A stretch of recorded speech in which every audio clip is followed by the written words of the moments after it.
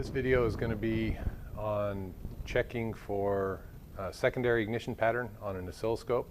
I'm going to be using the Snap-on Virus for a demonstration today, and the attachment that I'm using will be able to check one cylinder at a time.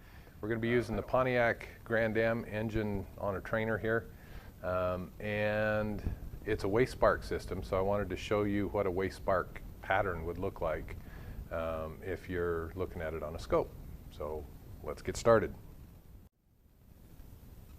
Okay, first of all, once the Snap-on scanner is turned on and we get to this screen, we're going to choose the scope function, and then once we get to this screen, we will check or put an ignition scope, and we're going to look at one cylinder.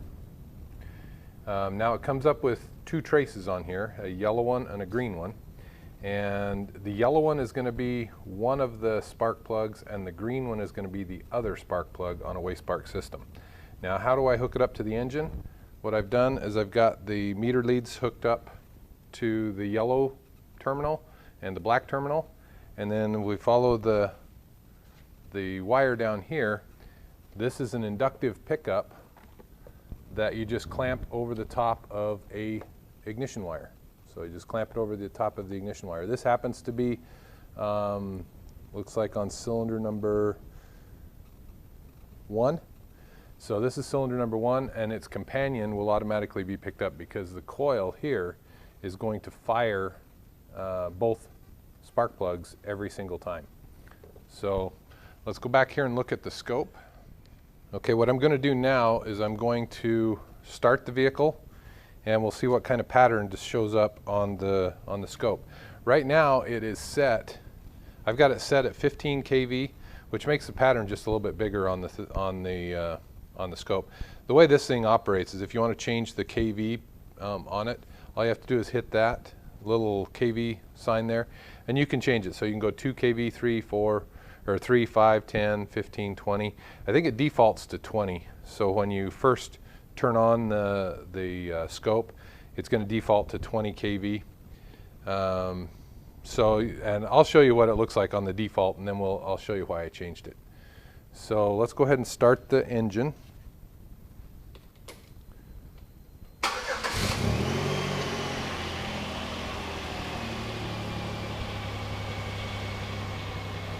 If you notice over here, I've got the spark line, firing line, the coil oscillations, and then it goes over to the dwell period over here.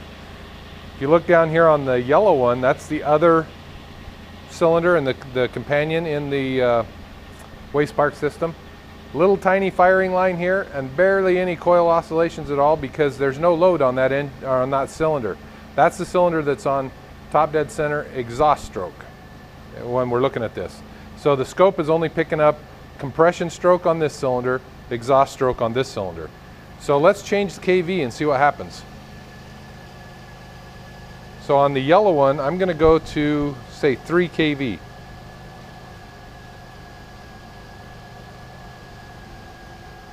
So I changed it to 3 kV, and now we can see the yellow one. It's a much bigger picture, so we can see the spark line really well.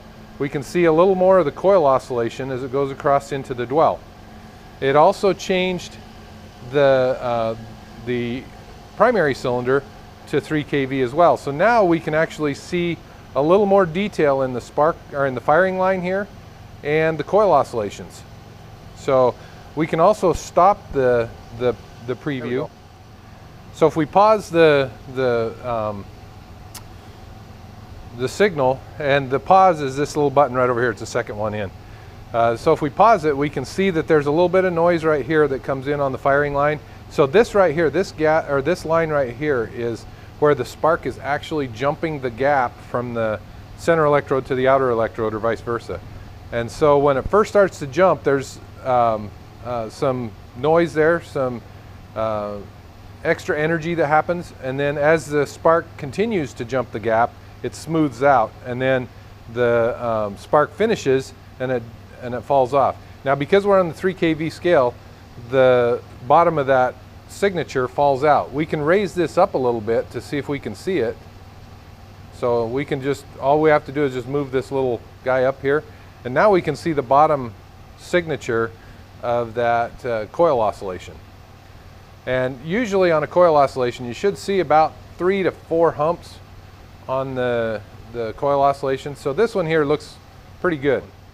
Anyway, if you increase the kV over here, so if we look at like the 10 kV, this picture will be a little bit smaller and it'll all be in the window so you can see the entire picture. But we'll bring it down so you can see it that way.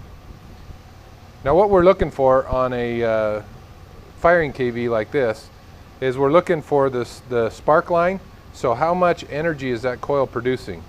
So if we drop the green all the way down here, if you look, we're reading the green scale on this one.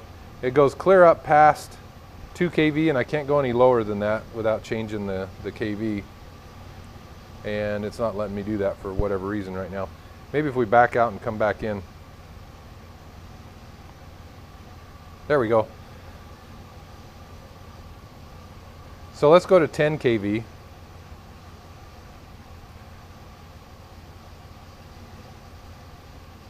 What we're looking at is we're looking at the spark line. We want to see how much energy our coil's producing.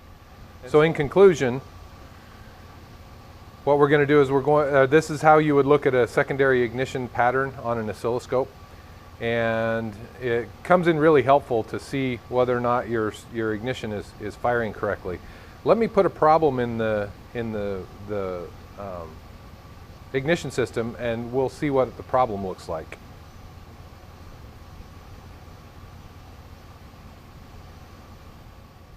Before we go any further, you've heard me talk about this Sexton tool that you use for checking ignition systems, checking for spark. This is it, and it's actually a pretty inexpensive tool. It's a Sexton part number 404, so if you go on Amazon or anywhere, you could probably find it. And what it is, you can see there's a gap between here and here, and it's adjustable. You can just screw this in and out. So if you screw that in, you can adjust it. You can adjust it out to look to see how strong your spark is. This is one of the better spark testers that I've found on the market, and it's usually the cheapest one. So that's one of those rare instances where we actually get a good tool for the least amount of money. So anyway, this is the Sexton tool that I've been talking about, and I've mentioned it in a couple of different videos. So here it is. Okay, I've taken that Sexton tool and I've run it all the way in, so it's a short to ground now, and basically I've grounded out that cylinder. So we're going to start it back up and we're going to see what it looks like with a grounded cylinder. We'll start our display again. If you notice, the firing kV is way down from where it used to be. This one's not picking it up extremely well, but usually when you ground out a cylinder, the firing kV gets really, really low because there's no resistance. There's nothing building up in the coil before it fires. So if you see it's bouncing really down here around 2, where it used to be almost off the chart, and it still is bouncing up a little bit, but for the most part it's not going up as high as it was.